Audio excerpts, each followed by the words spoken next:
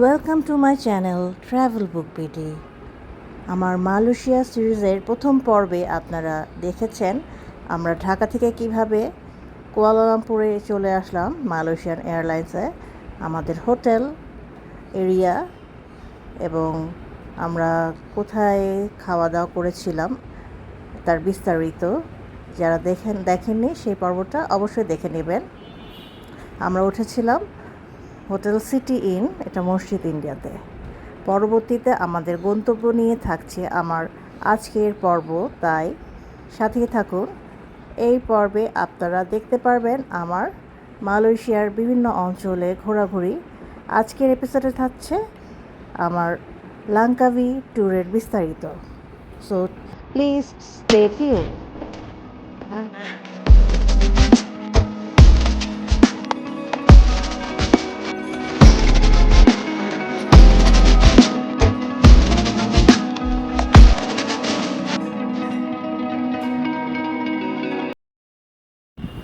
এখন আমরা যাচ্ছি কুয়ালালামপুর ইন্টারন্যাশনাল এয়ারপোর্ট টার্মিনাল 2-তে। আমাদের হোটেলের পাশেই এলআরটি বা মেট্রো স্টেশন আছে, সেখান থেকে আমরা এখন যাব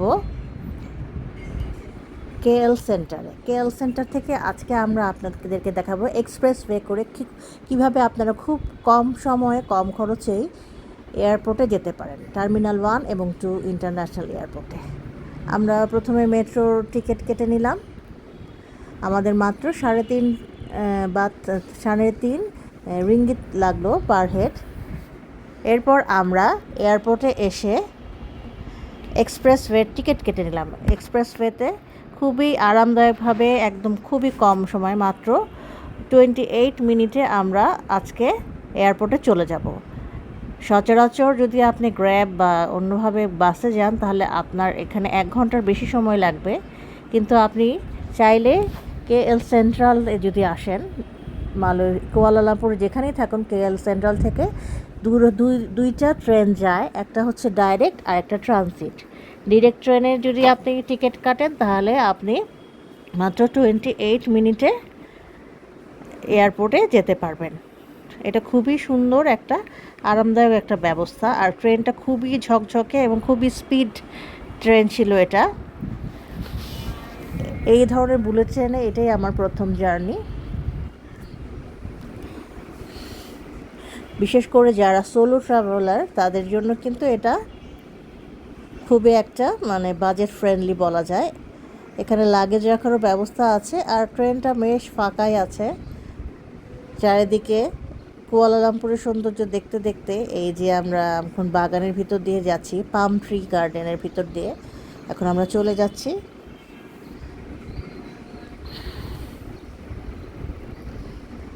তাই আপনি চাইলেই এখানে আসতে পারেন। এখানে টিকিট কাটতে হলে আপনাকে অবশ্য কার্ডে কাটতে হবে। আমরা চলে এসেছি অলরেডি টার্মিনাল 1 এয়ারপোর্টে। আমাদের গন্তব্য টার্মিনাল 2-তে। আমরা টার্মিনাল 2 থেকে আজকে ফ্লাই করব লাংকাভির উদ্দেশ্যে। আমরা এয়ার এশিয়ার টিকিট কেটেছিলাম। এয়ার এশিয়ার টিকিটে কিন্তু খুবই সাশ্রয়ী, আপনারা কম খরচেই এয়ার এশিয়ার টিকিট কেটে ডোমেস্টিক যে কোনো জায়গায় যেতে পারেন মালয়েশিয়ার ভেতরে। আজকে আমরা যাব লাংকাভিতে। ট্রেনটা বেশ ঝকঝকে তকতকে, আর প্রতিটা স্টেশনই দেখাচ্ছে কোথায় কখন। এই ট্রেনটা শুধুমাত্র 2টা স্টেশনেই থামবে, একটা হচ্ছে কুয়ালালামপুর টার্মিনাল 1 এবং আরেকটা হচ্ছে টার্মিনাল 2, আর কোথাও এটা থামবে না। কেএল সেন্ট্রাল থেকে আরেকটা ট্রেনও যায়, সেটার ভাড়া আরও কম, সেটা অবশ্য অনেকগুলো স্টেশন থামবে। যাই হোক, আমরা চলে এসেছিলাম কুয়ালালামপুর ইন্টারন্যাশনাল এয়ারপোর্ট বা কেএল 2-তে। আমরা টার্মিনাল 2-তে আমরা আজকে চলে এসেছি, আর কিছুক্ষণ পরে আমাদের ফ্লাইট। ডোমেস্টিকের ক্ষেত্রে মিনিমাম আপনাকে 2 ঘন্টা আগে আসতে হবে, আর ইন্টারন্যাশনালের ক্ষেত্রে 3 ঘন্টা আগে আসতে হবে। আমরা অবশ্য 3 ঘন্টা আগে চলে এসেছি। একটু ঘোরাঘুরি করব, আপনাদেরকে একটু টার্মিনালটা দেখাবো। এই যে টার্মিনাল 2টা, এটা আসলে মেইনলি এয়ার এশিয়ার সব ফ্লাইটগুলোই পরিচালনা করে। এয়ার এশিয়া ওদের অনেকগুলো ডেস্টিনেশনে ফ্লাইট যায়। এখানে শুধু ডোমেস্টিক নয়, বরং কিছু ইন্টারন্যাশনাল ফ্লাইট যেমন কাছাকাছি দেশগুলোতেও যায়, বিশেষ করে থাইল্যান্ডের ফুকেট, ক্রাবি, সিঙ্গাপুর, তারপরে আপনার ইন্দোনেশিয়া সহ অনেক জায়গায় এখানকার ফ্লাইট যায়। আর এখানে অনেকগুলো ফুড কোর্ট আছে, তাই আপনার সময় কেটে যাবে। আমি এই যে মুভ অ্যাপটা, এটা দিয়ে আমি এই টিকিটটা কেটেছি। আপনি যদি মুভ অ্যাপটা ডাউনলোড করেন তাহলে কিন্তু আপনি একেবারে কম খরচে টিকিট কাটতে পারবেন ঘরে বসে নিজেই। আমি ঘরে বসেই এয়ার এশিয়ার টিকিট কেটেছিলাম। এছাড়া আপনারা ফ্লাইট এক্সপার্ট থেকেও কাটতে পারেন। যাই হোক, এখন আমরা একটু এয়ারপোর্টটা আশেপাশে ঘুরে দেখছি। আর আমি চেক ইন আমি ঘরে বসে করে নিয়েছিলাম। আপনি মোবাইল অ্যাপের মাধ্যমে, মানে মুভ অ্যাপের ওয়েবসাইট থেকে কাটতে পারেন, অথবা আপনি এখানে এসেও নিজে, এখানে অনেকগুলো মেশিন আছে, এখান থেকে আপনি আপনার বোর্ডিং পাসটা কালেক্ট করে নিতে পারেন।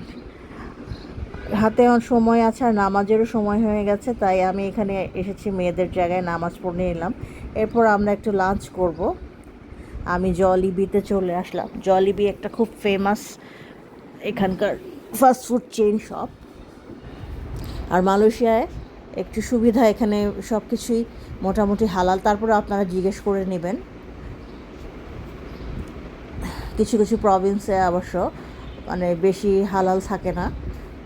আমরা যেখানে যাচ্ছি আজকে সেটা হচ্ছে লাংকাবি আইল্যান্ড। এটা খুবই ফেমাস একটা আইল্যান্ড, বিশেষ করে ট্যুরিস্টদের কাছে। খুবই চমৎকার একটা সাদা বালুর ঘেরা সমুদ্র সৈকত হচ্ছে এই লাংকাবি। ওই যে আমাদের প্লেন দেখা যাচ্ছে এয়ার এশিয়া, সবগুলো এয়ার এশিয়ার। এই টার্মিনালে সবই এয়ার এশিয়ার প্লেন। এখন আমরা চলে যাচ্ছি ফাইনাল বোর্ডিংয়ের। এখনও ঘন্টাখানেক বাকি আছে। দেখতে দেখতে সময় পার হয়ে গেল। আমরা ফাইনাল বোর্ডিং করে দিচ্ছি প্লেনে। এয়ার এশিয়া এটাই আবার প্রথম ভ্রমণ। আমাদের ফ্লাইং টাইম অলমোস্ট 1 আওয়ার, মানে আমাদের ঢাকা থেকে কক্সবাজার যেতে যতটুকু সময় লাগে সেরকমই। এই যে এয়ার এশিয়ার ফ্লাইটে আমরা উঠে গেলাম। এখানে সবই ইকোনমি ক্লাস, তিনটা করে সিট, এবং সিটগুলো বেশ চওড়া এবং প্রশস্ত। বসে বেশ আরামদায়ক, মানে কমফোর্টেবল লাগলো আমার কাছে। এই সার্ভিসে চাইলে আপনারা মিল অ্যাড করতে পারেন। মিল অ্যাড করলে প্রাইসটাও অ্যাড হবে। এমনি ফ্রি কোনো মিল নাই এটার সাথে। আর 1 ঘন্টার জার্নি, আর আমরা মাত্রই লাঞ্চ করেছি, তাই আর খাওয়ার অপশনটা আমরা নেইনি। আজকে আকাশটা একটু মেঘলা, আমাদের জানি না ওখানে লাংকাবিতে কী অবস্থা। এই সামনে কিছু ম্যাগাজিন আছে, আপনারা এগুলো পড়তে পারেন। আর আছে ফ্লাইং ইনস্ট্রাকশন, মানে সেফটি ইনস্ট্রাকশন। আর এয়ার এশিয়ার নিজস্ব অ্যাপে আপনার গাড়ি বুক করতে পারেন, এয়ারপোর্ট থেকে আপনারা আপনাদের হোটেলেও পৌঁছে দিতে পারবেন। আমরা ওয়েট করছিলাম, ফ্লাইটটা এখনও আমাদের স্টার্ট হয়নি। ক্লিয়ারেন্স পেলেই আমরা এখনই যাত্রা শুরু করব। Bye bye Kuala Lumpur. আবার আমরা আসছি লাংকাবি থেকে। আমরা আরও কোন কোন জায়গায় যাব সেখানকার ঘুরে আমরা আবার কুয়ালালামপুরে ফিরে আসব। আপনারা চাইলে বাই রোডেও লাংকাবি যেতে পারেন। সেক্ষেত্রে আপনাদের অনেক সময় লাগবে, 12 ঘন্টার মতো বাস জার্নি। সেক্ষেত্রে অনেক হেক্টিক এবং অনেকটা সময়টার অপচয় আমার কাছে মনে হয়। এই ক্ষেত্রে ফ্লাইটটি আমার কাছে মনে হয় বেশি কমফোর্টেবল। আর এয়ার এশিয়ার ফ্লাইট কিন্তু খুবই ইকোনমি। আপনি মানে বাই রোডে গেলে আপনার যেই খরচ হবে, আপনি এয়ারে গেলে প্রায় একই খরচ হবে। আমাদের পার হেড 3000 টাকার মতো খরচ পড়েছিল, মানে আপ ডাউন মিলে 6000 টাকার মতো লেগেছিল। ভাবা যায় যে 3000 টাকায় আপনি কত সহজেই চলে যাচ্ছেন এত দূরে ডেস্টিনেশনে। আর বাসে গেলে আপনার 2 থেকে 2500 টাকার মতো মানে খরচ হবে বাংলা টাকায়।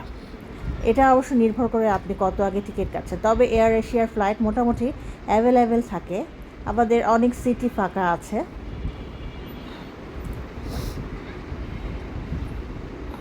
তবে বিশেষ করে আপনি যখন বেশি হলিডেগুলো চলে সে সময় একটু রাশ থাকে, আর বাকি সময় এয়ার এশিয়ার মানে প্রতি ঘন্টায় প্রায় ফ্লাইট ছেড়ে দেয়।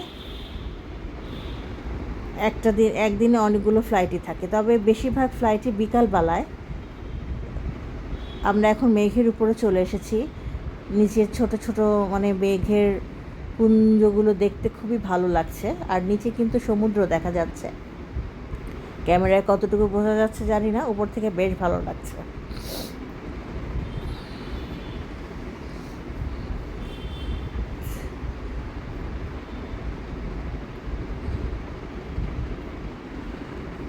এবার লাঙ্কাবিতে আমরা যেসব জায়গায় ঘুরবো সেটা দেখতে আপনারা অবশ্যই এপিসোডটা সাবস্ক্রাইব করে রাখবেন, মানে আমার চ্যানেলটা সাবস্ক্রাইব করবেন, আর আমি এপিসোডগুলো একটা সিরিজ আকারে দিয়ে দিব। এই যে আমাদের ফ্লাইট পিছনে, আমরা নেমে গেলাম লাঙ্কাবিতে।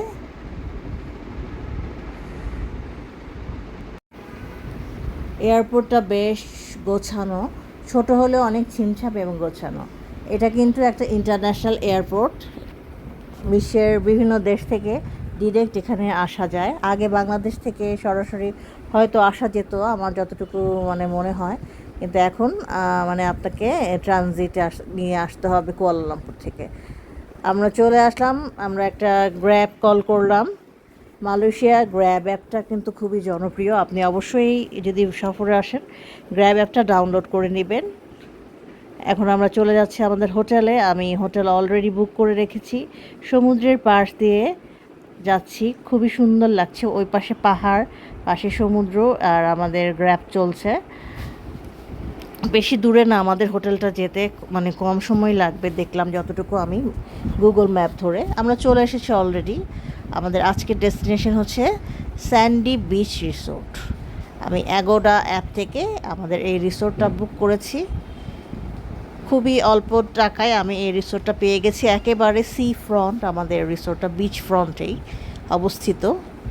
আর এই মানে বিচের এরিয়ায় আসলে আমার রিসোর্টে থাকতে বেশি ভালো লাগে, একটা বিচ ভাইব পাওয়া যায়। আমরা রিসেপশনে চলে আসলাম চেক ইন কমপ্লিট করে। এখন আমরা আমাদের রুমের দিকে চলে যাচ্ছি। আমাদের রুমের সামনেই একেবারে এই যে হোয়াইট স্যান্ড বিচটা, একটু রেড ব্রিক্সের এটা, মানে একটা ফ্লোরেই, এটা একতলায় রিসোর্টটা। আমাদের রুমে চলে আসলাম। রুমটা বেশ বড়, খোলামেলা, অনেক জায়গা আছে। একটা টিভি ছিল, এখানে কাপড় রাখার জন্য এরকম হ্যাঙ্গারের মতো আছে। আর স্টেশনে টি কফি দেওয়া ছিল। আর এই যে আমাদের খাটটা, এটা বেশ কমফোর্টেবল, দুজনের জন্য পারফেক্ট। আমাদের ফ্লাইটটা বিকালে ছিল, তাই খুব বেশি সময় নেই, আমরা বিচটা একটু চলে যাব। আপনাদেরকে রুমটা একটু ঝটপট শেয়ার করে দিচ্ছি। একটা ফ্রিজ ছিল, মিনি বার, আর এখানে টি কফির মধ্যে কফি ছিল, hot water, tissue paper, soap, এগুলো ছিল। আর ওয়াশরুমটা ছিল ছোটোখাটো, নিট অ্যান্ড ক্লিন, মানে আমাদের যে প্রাইস অনুযায়ী এটা ভালো, মানে একটা গুড ডিল ছিল বলা যায়। আর এখানে আমরা 3 রাত থাকবো। আর এই সামনে একটা এরকম জানালার মতো আছে, আমি আপনাদেরকে আস্তে আস্তে সব দেখিয়ে দিব। আর দুটো পেইন্টিং ছিল ঘরে। এখন আমরা একটু বিচের দিকে চলে যাচ্ছি, যেহেতু একটু পরে সন্ধ্যা নেমে যাবে, অন্ধকার হয়ে যাবে। তার আগেই আমি একটু দেখে নিচ্ছি দিনের আলোতে, আপনাদেরকে দেখিয়ে দিচ্ছি বিচটা। এখন সন্ধ্যা 7টার মতো বাজে, কিন্তু এখনও আলো আছে। আর সামনে এরকম একটা রেস্টুরেন্ট আছে রিসোর্টে আমাদের, এখানে ব্রেকফাস্ট এরিয়া, সকালে আমরা এখানে আসবো। এই যে আমরা চলে এসেছি, এই যে এত সুন্দর বিচটার সামনে আমাদের এই রিসোর্টটা, খুবই চমৎকার। এখানে সি ফুড রেস্টুরেন্টটা, এটাই আমাদের রিসোর্ট। আর সামনে বড় এই যে সাদা বালুগুলো কিন্তু একদম দুধের মতো সাদা ছিল। আর সামনে বিশাল সমুদ্র, এখানে ওয়াটার স্পোর্টস, বিভিন্ন অ্যাক্টিভিটিস আছে। আর আমাদেরকে দূরে যেতে হবে না, আমরা আমাদের মানে হাত বাড়ালেই সমুদ্র। সন্ধ্যা নেমে গেছে, অলরেডি সানসেট হয়ে গেছে। আর এই সময়টা কিন্তু খুব ভালো লাগে। কিছু মানুষ প্যারাগ্লাইডিং করছে এবং ওয়াটার স্পোর্টস করছে। এই যে এগুলো এভাবে করে নিয়ে যাচ্ছে, পরের দিনে আবার আসবে। সন্ধ্যা নেমে গেছে আর এই যে এখন এখানে একটু পরেই এখানে লাইভ মিউজিক হবে। আমরা 7-Eleven চলে আসলাম, টুকটাক স্ন্যাক্স কিনে ফেলবো যদি মানে ছোটোখাটো ক্ষুধার জন্য। এই 7-Eleven কিন্তু জুড়ি নেই, থাইল্যান্ডে এটা বেশি জনপ্রিয়, এখানেও আছে, মানে মালয়েশিয়া আপনারা খুঁজলে পেয়ে যাবেন। আমরা কিছু ড্রিঙ্কস এবং কিছু খাবার নিয়ে নিচ্ছি 7-Eleven থেকে। এছাড়া কিছু এটিএম থেকে মানিও ড্র করব। 7-Eleven কিন্তু এটিএমও থাকে।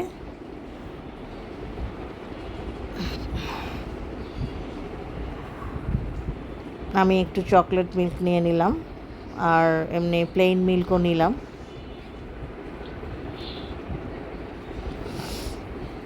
আমরা কেনাকাটা করে আবার চলে আসলাম আমাদের রিসোর্টে। আমাদের রিসোর্টের পাশে কতগুলো শপ আছে। এখন আমরা একটু হাঁটাহাঁটি করব বিচের পাশ ধরে এবং সামনে যে মানে মেইন বিচটা সেখানে যাব। তার আগে আমরা আগামীকালের জন্য একটা প্যাকেজ বুক করলাম। নেক্সট এপিসোডে আপনারা সেটা দেখতে পারবেন আশা করছি। আর এই যে এখানে অনেক ফ্রুটস শপ ছিল, আমরা কিছু ফ্রুটসও নিলাম। এই লাঙ্কাভিটা কিন্তু ডিউটি ফ্রি, এখানে শপিং করার জন্য খুবই ভালো, বিশেষ করে যারা চকলেট লাভার তাদের জন্য স্বর্গরাজ্য হচ্ছে এই লাঙ্কাভি। আমরা আরেকটা বিচে চলে আসলাম, মেইন বিচ, যেখানে চেনাং বিচ। চেনাং বিচই আমাদের হোটেলটা। তারপরে এখানে যে পাবলিক বিচটায় আমরা এখন চলে আসলাম। এখানে বাচ্চাদের জন্য বিভিন্ন শো হয়। এখানে এখন ওই যে এই শোগুলো হচ্ছে, এইগুলোকে কি বলে আমার জানা নেই। বাচ্চারা এগুলো দেখতে কিন্তু অ্যানিমেটেড, যে অ্যানিমেশনের ক্যারেক্টারগুলো, ওরা গান গাচ্ছিল। এখন আমরা বিচের কাছে চলে যাচ্ছি, চারিদিকে মানে বিভিন্ন শো হচ্ছে, ফায়ার শো হচ্ছে ওদিকে। আর এদিকে কয়েকটা হোটেল আছে, আপনারা চাইলে এগুলোতেও থাকতে পারেন। তবে আমাদের হোটেলটাই মনে হয় আমাদের কাছে বেশ ভালো, একেবারে বিচ, যেহেতু আমাদের নিজস্ব বিচ আছে। আর এখানে এই যে চেনাং বিচ এই লেখাটা আছে, এখানে সবাই ছবি তুলছিল, আমরাও কিছু ছবি তুলে নিলাম। আর ওইদিকে ফায়ার শো হচ্ছে। এইখানটা বেশ জমজমাট, মানে এই লাঙ্কাভির মধ্যে সন্ধ্যার পরে এই যে পাবলিক বিচটা চেনাং বিচের, এটা বেশি জমজমাট থাকে। আর এখানে অনেকগুলো রেস্টুরেন্টও আছে, সেখানে লোকাল এবং কন্টিনেন্টাল অনেক রকম খাবারই পাওয়া যায়। এই যে এটা হচ্ছে হোটেল আদিয়াত, আর আরও কিছু হোটেল ছিল সেখানে। আমরা এই পাশে একটা ধাবা টাইপের হোটেলে চলে আসলাম। এটা ইন্ডিয়ান একটা রেস্টুরেন্ট, তবে এখানে আপনারা মালয়েশিয়ান ফুডও পেয়ে যাবেন। আমরা আজকে মালয়েশিয়ান নাসি গোড়ে অর্ডার দিলাম। নাসি গোড়ে হচ্ছে ওদের ফ্রাইড রাইস উইথ চিকেন নিলাম। ওরা আয়াম বলে, চিকেনটাকে ওরা আয়াম বলে।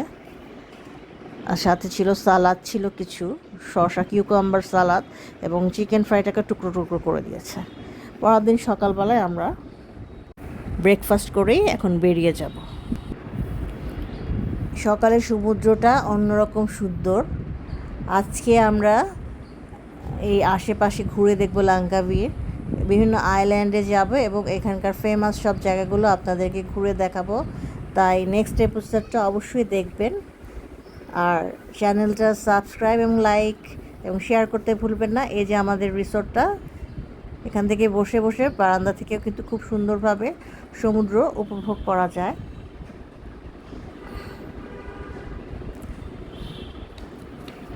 দেখা হচ্ছে আগামী পর্বে। থ্যাঙ্কস ফর ওয়াচিং ট্রাভেল বুক বিটি।